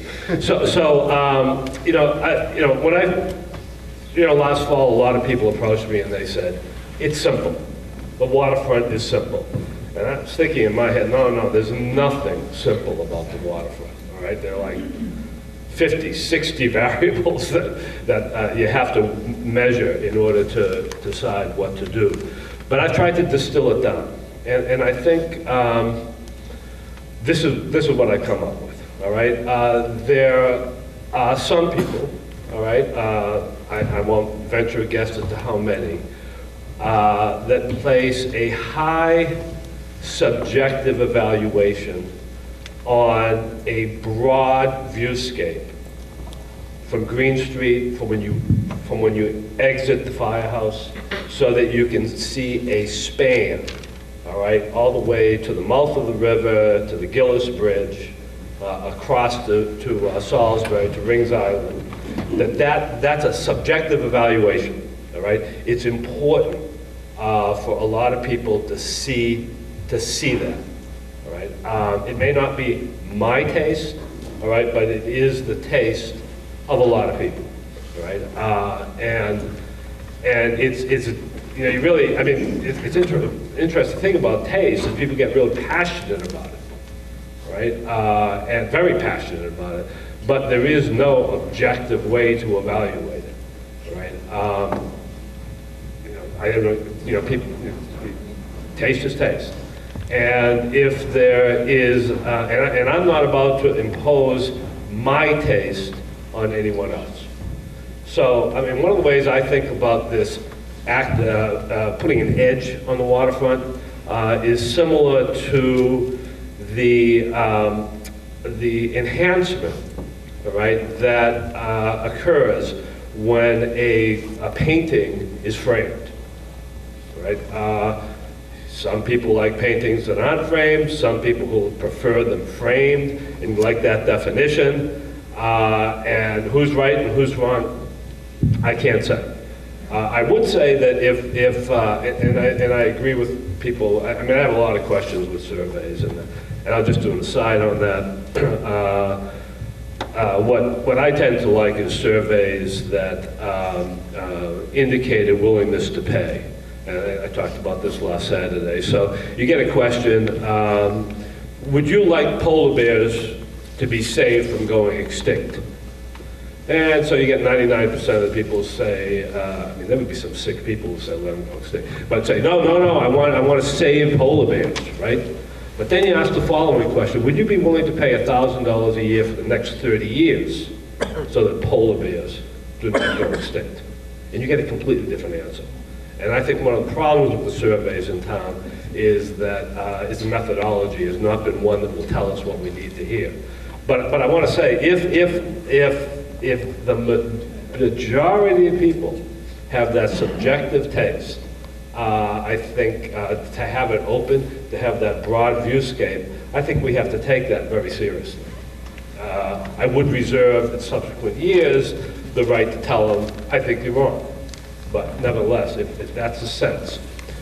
But connected to that, I think, is another element on that broad viewscape. And that element is, and this gets into territory I think that we can deal with, that viewscape, that broad viewscape, that viewscape to the mouth of the river, it is argued is an important element in what draws people to Newburyport for day trips. Right? That you block that view, and then you have killed the goose that lays the golden egg. People will not come to Newburyport to eat, to shop, and to do the other things that they do if you take that away. I think, I'm not sure that's a researchable question. I'm not sure you can get to it in terms of whether, I mean, you could do surveys of day trippers to Newburyport. I'm not sure that's the case, but I do know that that's the argument. How compelling that argument is, I'm not sure, but that is the argument. And so when I distill sort of a lot of the conflict, it comes down to, on the one hand, that subjective taste, and on the other hand, the concern that you take away that view and you have damaged the commercial retail viability of downtown. Are you envisioning the back of the firehouse or from Merrimack? back to the firehouse and from Merrimack Street, at the bottom of Green Street. Okay. All right, again, I just wanted to make sure that that perspective got articulated. I treat it seriously. So the comment to that, of course, all right, is what others have referred to is that more building, more activation on the waterfront will actually enhance the number of people who want to come. Then it will make it the frame around the picture. And so it comes down to, there is this subjective element to it, all right? Although, if we could get a handle on whether or not it would lead to, which one's correct, I'm not sure we will, but if we could, it would be nice. On the question as to whether or not Newburyport already has enough eating and drinking establishments, I'll say, there is a simple tool. I don't know if, Gordy, if you guys in the planning department do about location quotients, and I ran a simple location quotient on Newburyport, and I was actually stunned that in terms of eating and drinking establishments, our location quotient, which is an indication of the amount that we have, anything over 1 means that people are drawn here by eating and drinking establishments. It's about I'm going from memory, 1.16. It's about the same as Amesbury's. About the same as Amesbury. I found that stunning. I really did. Whereas if you look at Provincetown or Barnstable, you're getting location quotients around 5. I couldn't run one on Portsmouth because state of New Hampshire doesn't make the data available in the 3-digit level. They live free or die. I don't know. The data's not there. And the more aggregated data includes lodging, hotels, and they eat our cake on that one, as we know. So, I have a suspicion that this is fairly well established economic theory, that an increase in amount and an increase in variety feeds off each other, right? And that businesses benefit actually by having other coffee houses on the waterfront. People like to window shop. Sorry, Bruce. And so, it's not clear. The argument that we can't have any development just, I think it's very questionable. I do have some specific questions for you. Is on the financials, did that include removal of the contaminated soil? Yeah. It did. All right. These latest financials included that and disposition. To clarify that, it wasn't the removal of the contaminants, it's the dealing with, the appropriate, proper dealing with. So it could be containment in one way or the other. Yeah. Mm-hmm. Right. But if you have underground garages, well, then you're removing it. But I just want to be clear that we're not talking about getting rid of everything because really, in reality, to do that, you would need to remove all the waterfront. Yeah. Because you would have to test every square inch to find out what was what. Yep. Gotcha. It's typical urban fill. So the other question I have is on the difference between the Citizens for an Open Waterfront estimate, which I believe is around 1.85 million, somewhere in there, for enhancing the park, and this estimate of 4 million.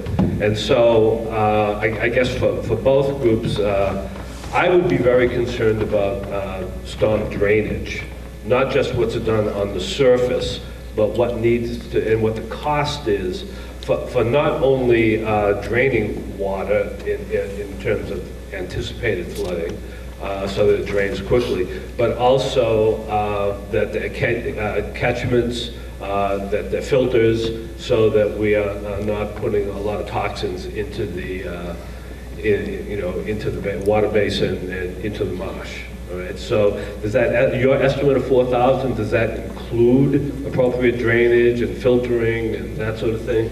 And does that account for the difference between 1.8 million and 4 million? Plus hardscape.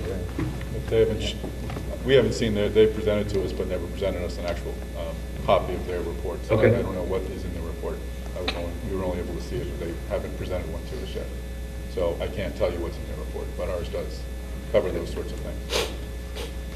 All right, so some of the financial things I think we can get clarity on. Sure.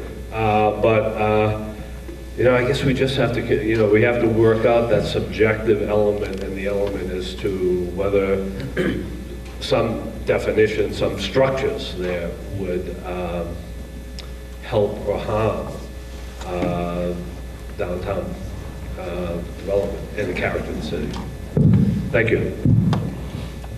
So we're down to probably the last 15 minutes here, and I thank all of the city councilors for, weighing in, letting us know, what you're hearing, what you're listening, what your thoughts are about where we are in the process.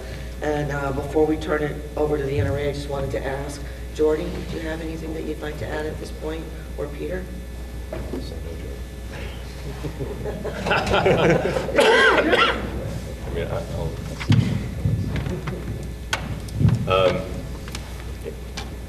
I'll echo the where to start comments we've heard from a couple of people, but I've worked here for 13 plus years. I hope to work another 13 plus, et cetera, in the future. I've devoted a lot of my working life to waterfront public access, working for the state, working for the city. I believe in it a lot. I would say from where I focus on trying to improve Newburyport's public spaces, and in particular waterfront public access. And a lot of the projects I've worked on over the years have focused on our waterfront, rebuilding the boardwalk, extending the boardwalk on the east and west, building 2 more ways down to the water, working now on the bulkhead project to reinforce that fantastic infrastructure we have down there now, working on the harbor master building. So I've been trying to work in bits and pieces on what we can, in cooperation and consultation with everybody that's represented here as well as elsewhere in the town.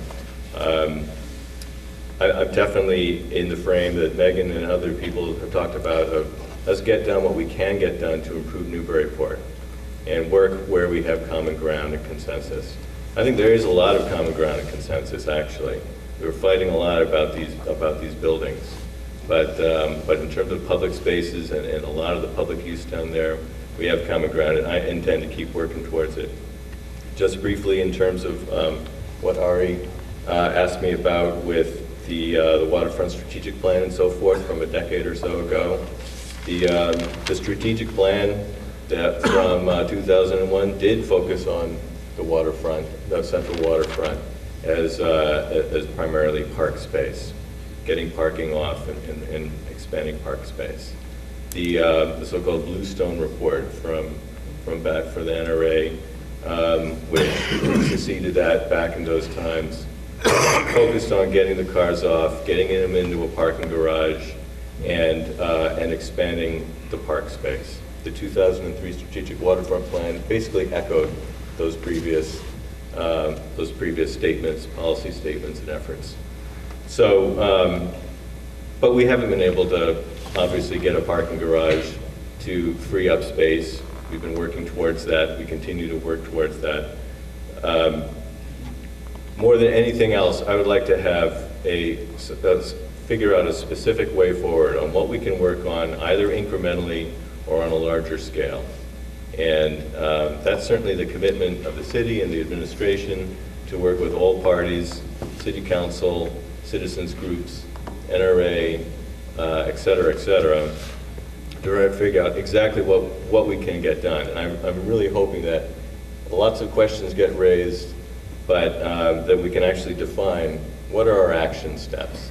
That's probably not necessarily for today, and wasn't necessarily anticipated for today that we come out with an action plan. But that has got to be our next steps, so that we don't spin our wheels anymore. So I've brought millions of dollars into the central waterfront through grants and so forth. I'm reasonably confident we can keep doing that. And so I also, like the mayor, would prefer to focus on this in terms of what do we want down there? What do most people want? How do we get there? And this is always been a top priority for the community, whether it's taxes or grants or some combination thereof. I know we can get there. We just have to get through the constant stalemates that we have. Everybody needs to compromise. That's been my experience with every project. We have to compromise. We have to find what works best. And I'm pretty confident we're going to be able to improve our waterfront and keep doing it. I just also wanted to add that we have been working towards, I think a big piece of the puzzle is the garage and the intermodal facility, and that we are hoping that the $5 million that has been placed in the transportation bond bill that is before the legislature today will be retained, and that will be a big piece in helping us finally get the cars off the waterfront and then begin continue the conversations about what happens as we go forward.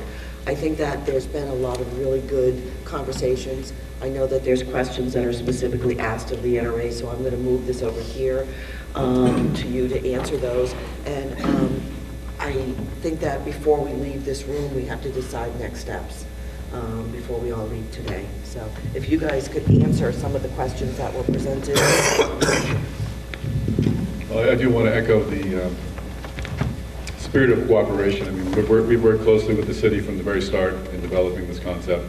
We want to continue doing that. I will get to answer some of the questions, but I do want to hand this off to the other members. They can address what questions they'd like to address, or if they have some thoughts they'd like to share as well. I know John has a basketball game to get to as well. I'll start with John. If he leaves early, he has to go see his son play basketball.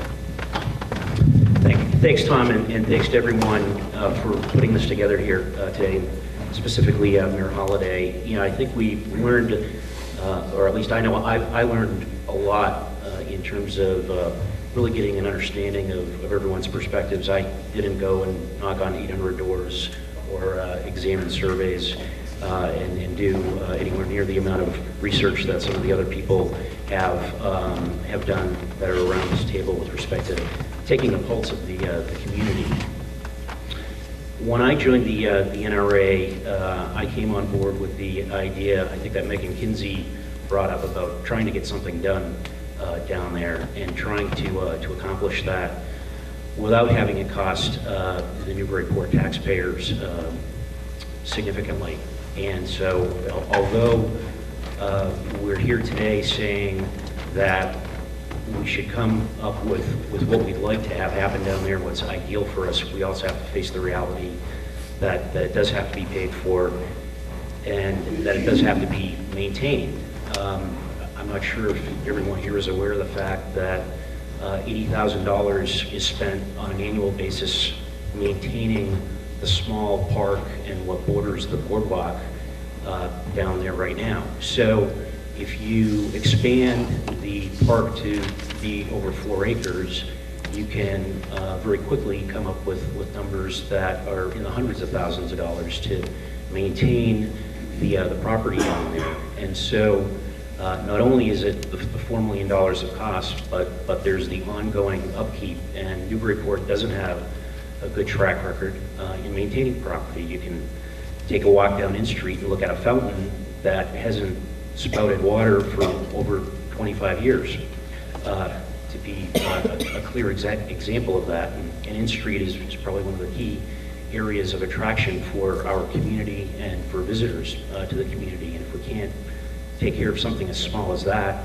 I question how we can maintain 4 acres of property without having a dedicated source of funding for it. So it was with that in mind that I embraced the plan with the other members of the NRA to have some form of development on the waterfront to fund the park, but also provide an ongoing revenue stream to actually maintain the property. I think we need to be pragmatic and understand that we can't think that Santa Claus is going to come every December 25th and drop a bunch of presents on Newburyport that are going to allow for us to to have a beautiful park and have it be maintained.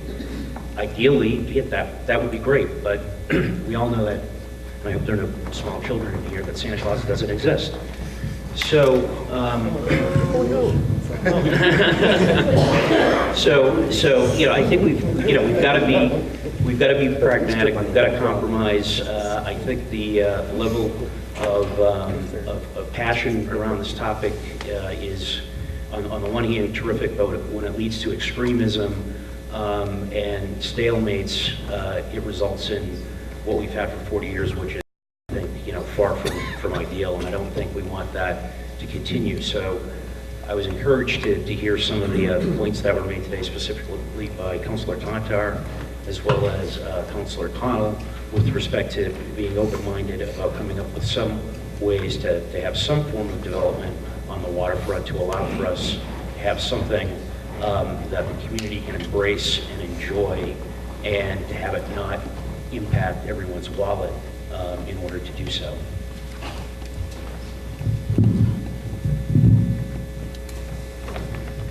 Great, thank you. Thank you all. It's been a very productive conversation. And I just wanted to say a couple quick points, answering some of the questions. The property is owned by the Newburyport Redevelopment Authority. Excuse me. It's not owned by the members of the Redevelopment Authority, but it is owned by the entity, the Newburyport Redevelopment Authority. It is not owned by the public at large. That's just been... Our attorney, Carol Powers, is here. And I think if she disagrees with me, I'd like to hear that. But I think it's very important for everybody to know that.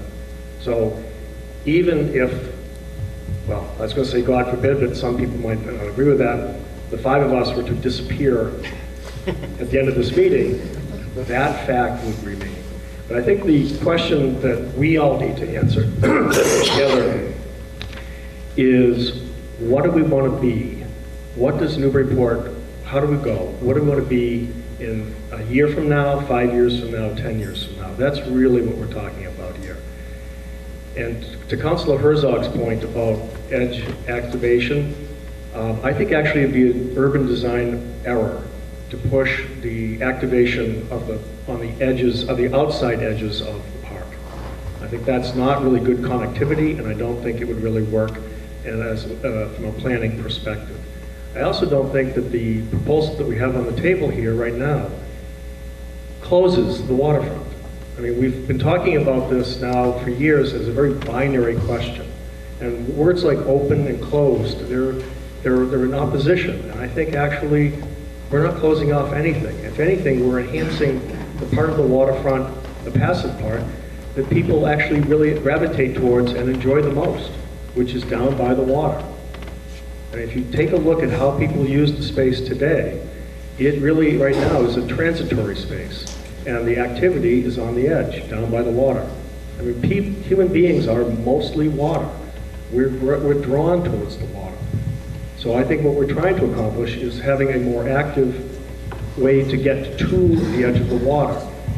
And the other question I think we really need to wrestle with is development a bad thing? That really, I think all of us need to take some time to think about that. And this question of what to do with the waterfront has been framed, I believe, in development is the problem with humanity. And I actually believe that if done right, it's actually a very good thing. And I think to echo Councilor Tantar, one of the beauties of the cities that we have is the compactness of the development. And I think since the Second World War, Americans have been told that really what you want to do is have more space between things. You want more space between your houses, space between your work and your home, your work and your play. Spread things out is good. Actually, spreading things out is not good. Environmentally, it makes no sense whatsoever. It's unsustainable. Density, there is a benefit to it. And I think what we're offering here is a very limited amount of density, but I think it has a lot of benefits. So, but we need to come to a degree, to an understanding, the council, the mayor, and the NRA. In reality, or let's say in theory, we have the authority to go ahead and do this. In reality, without political will, a development, anything in a property like this, that is so constrained, so restricted, cannot happen. So we all have to agree. That's really the truth. And as far as the dissolution of the NRA, that's a conversation for another day. But I think Patty is correct when she says broken tool. If we can't agree, then it's just not going to work. And to Councilor Cronin, I just want to say, it's great to say the NRA should go play in some other sandbox. But really that means the city needs to determine what that sandbox is and be willing to take property, because that's how redevelopment authorities work. We're not volunteer planning office. That's, think about that. So if you're talking about other parts of the city for the redevelopment authority to work, what parcels are you talking about? Because it's all about parcel aggregation. And that's really what we'd have to be doing, is saying, okay, we're going to have some takings. And that's a big deal. It's a really big deal. And I think we ought to think really carefully before we go down that road. I think this is great. I hope we can continue to talk and find some common ground on this. So that's what I'm going to end with. Betty? Sorry. To get through all the questions we have, I do want to echo that it's been very nice to talk with someone about this rather than been talked at or talked about. It's a very productive conversation, so thanks for taking time this morning to share your thoughts. I also haven't knocked on doors, but I do live in this town and I shop in this town, and I do run into people who have various opinions about the waterfront. And if they disagree with me, I engage them and I explain our perspective. Sometimes they see things differently, sometimes they don't. But I always walk away from those conversations more informed, and I think they do as well, including I was buying a toy for my son at Eureka, and I heard two shop workers talking about a letter that had been in the paper this morning and talking about what idiots the NRA must be. And I went in and politely disagreed that, I may look like an idiot, but I'm actually not, and here's what we're trying to do. And after a 15-minute conversation, they were both flabbergasted at the details. They said, I've been reading about this for a year and a half, and I never really understood what you're trying to do down there. Do they agree with me completely? No, they don't, but they see that we're not maniacs who are trying to destroy the town, that we're actually trying to do some good. So if this can get to a common ground that I think we all need to get to, and I agree with James' point that we need to be in the same page, the mayor, the city council, and the NRA to make something happen. And this is clearly some steps in that direction. I just wanted to, I know we hit upon a few of the questions. To James' point about the dissolution, I understand that people feel that if the NRA would only go away, that these problems would go away. I don't think that's necessarily true. I'm also not saying that the NRA is the only solution. But what I'm saying is that I think it would be a mistake to just suggest that things would be much better without the NRA around. On top of that, it's not just a light switch where you just kind of pull the plug or flip the light and we're gone. There actually is a process in there that I personally, as a person, need to understand. My commitment doesn't end with a vote and we walk away. There's liabilities and concerns and responsibilities that go beyond that. And we need to understand that process entirely before committing one way or the other. We haven't talked to the board personally. I need to understand that process and what it takes to dissolve. But I think we're all in favor of moving forward and getting something done down there, to Megan's point. I just want to hit upon the question about the climate change and the sea rise. This isn't obviously news to us. And we did, part of our project, we had consultants, we had folks look at Chapter 91 regulations, and I can't speak to it as intelligently as the experts can, but it is something that we took into account. Do we need to look at it again to make more people comfortable? Certainly, maybe we do, but it's not news to us that there's concerns about climate change and concerns about tides rising, and it's something that we take into account, and I think we've been, excuse me, I need some water. We've been responsible about. So that is something that we had considered. Just going through the other questions that folks might have, and we may not get to all of them, because well, actually, maybe we did.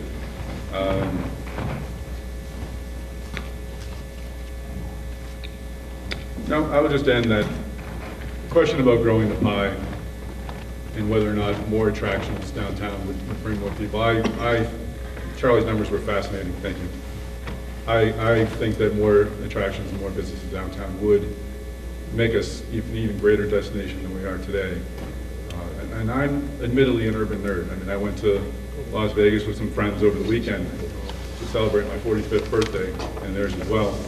And one of the high points of my weekend was finding this little container park up the street from downtown Vegas that they had constructed out of storage containers that was filled with shops and restaurants, and people were everywhere, and kids were playing in tot lots, and it was really a vibrant, exciting place to be. And I can't help but wonder, if we had more of that on the waterfront, what would that do for us, and how would that change the tone? I think it would be not storage containers. Something limitations, but more of that urban setting. Although, more of that, yeah. Sorry, not storage containers. You were in Las Vegas. You may get quoted that you like downtown like Las Vegas. Yeah, I do, yeah. We need We need more. Yeah, I did. But anyway. If the Daily News is here, that's what it'll come out as. Joking aside, I think if we had appropriate public space down there with shops and restaurants and things, I think it would add to our downtown. I don't think it would detract. So that's where I'm coming from someone who loves cities and loves parks as well. But I think this would be an interesting addition to the waterfront. But to recap, thank you for the thoughts today. I think we're headed in a great direction, and thank you, Mayor Holliday, for bringing this meeting together. As we are approaching the end of our time, I thank all of you for being here today. I think that we need to continue the conversation. We also need to continue the next level of conversation by including the public feedback to what happened here today, and schedule another one of these. I think this is probably where we need to go at the next step. I think that's probably where we have to be, because we got a lot of information out, and then sort of figure out where we go from here. The other piece that I would like to just throw out there is that John Morse, who has given his extensive time on the NRA, is stepping down, and I'm looking for a new person to serve on the NRA. I would also ask that the kinds of meetings that have happened between the City Council and the public, and the kind of meeting that has happened today, has been respectful, professional, and I would ask that this be the kind of dialogue that we have together as a community going forward as we start to find common ground. I would also like to respectfully ask members who are here from the Citizens from an Open Waterfront. I know that you gave copies of additional funding and proposal only to the City Council. I would like to ask that could you please extend that offer to the Planning Office, myself, and to members of the NRA, so that we're all working off the same documents. Since you did exclude us, I would appreciate that. So we will schedule a follow-up meeting. Thank you all for your time, your comments. I think this was an excellent place for us to start coming together, city, NRA, community, City Council, as we begin to find common ground and answers to what we all want to do collectively together on the waterfront. Thank you.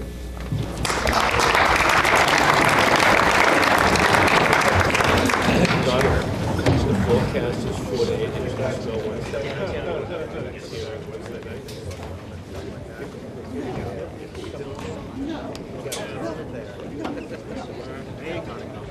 Yeah.